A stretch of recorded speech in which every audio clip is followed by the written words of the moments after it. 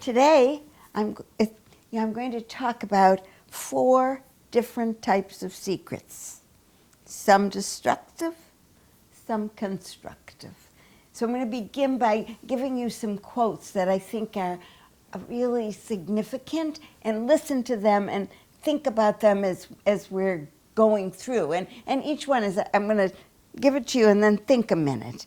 The first one is from a novel called Cassandra, and it's, there are secrets that ravage you and others that make you stronger. So I want you to think about that as we're going through that, and as I talk about secrets, to think about whether that's been a ravishment or a strong, and it's making you stronger.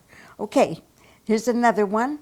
This is by Dorothy Dix, who was a forerunner of Dear Abby and Carolyn Hicks.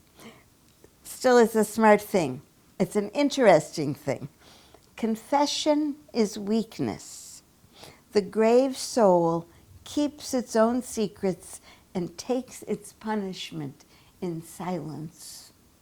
That's really interesting. Think about that. Sometimes one tells a secret in order to get rid of the guilt.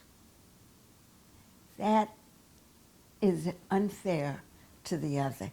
But we'll talk about that in specifics. The third one is from Kahlil Gibran. If you reveal your secret to the wind, you should not become surprised for the wind revealing the secret to the trees. Now that's obviously not what he's really talking about.